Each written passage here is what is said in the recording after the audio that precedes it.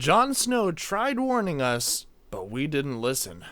It's easy to put the concerns of epidemics and pandemics on the back burner in our modern society. After all, we've gone through the Black Death, smallpox, tuberculosis, and countless other plagues without experiencing anything like that in our lifetimes.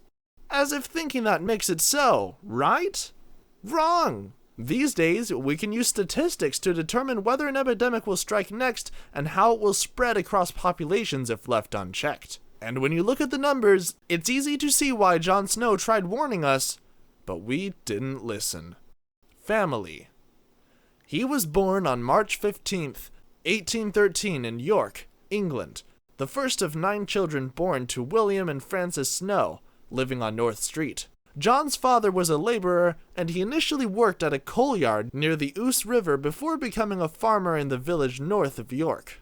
Because his home was located near the River Ouse, it was often prone to flooding, and Snow experienced unsanitary living conditions as a child, such as dirty water from market squares, cemeteries, and sewage contaminated the river and the streets. As a youngster, Snow demonstrated an aptitude for mathematics, and he obtained an apprenticeship as a physician with William Hardcastle in Newcastle upon Tyne at the age of 14.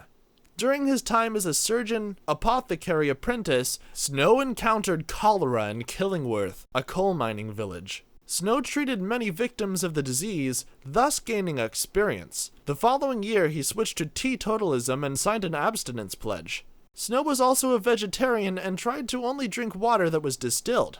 In 1832 and 1835, Snow worked as an assistant to a colliery surgeon in Burnopfield, County Durham, and Pateley Bridge, West Yorkshire. He enrolled in the Hunterian School of Medicine in London in October 1836.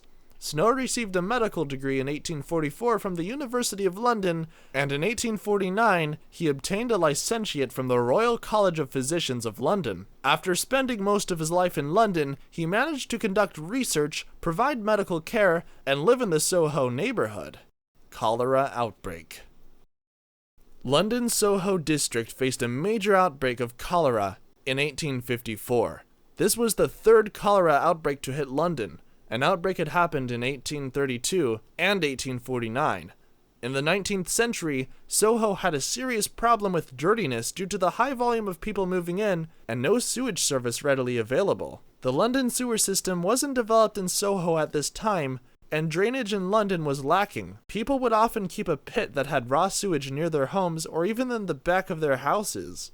The source of the outbreak was identified by Snow with the help of Reverend Henry Whitehead. It was a contaminated pump on Broad Street. When Jon Snow started mapping cholera deaths, he found that the people who died mostly lived near the Broad Street pump. This study was able to identify the pattern and locations of any common denominators. He used that evidence to persuade his council to remove the handle from the pump. By removing the handle, it greatly reduced the spread of the disease in the area. They realized later on that the pump was contaminated with cholera from the sewage nearby. The Lambeth Water Company and Southwark and Vauxhall Water Companies both supplied mechanically pumped water to households in South London. Jon Snow recorded cholera attacks and information about the water supply from all these houses that used these pumps supplied by these companies. In his study, he discovered that water was being used from sewage-polluted sections of the Thames and being delivered to homes, leading to increased deaths of cholera.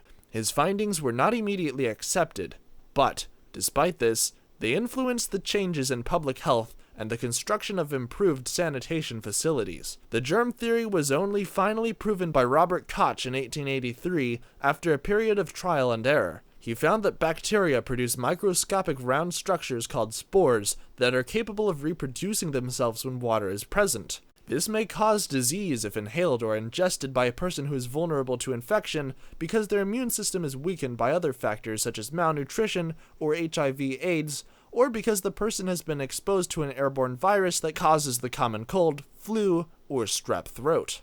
Conclusion: if we had listened, cholera could have been eradicated. If they had listened to Jon Snow in the beginning, the city might not have been thrown into panic as thousands died from cholera.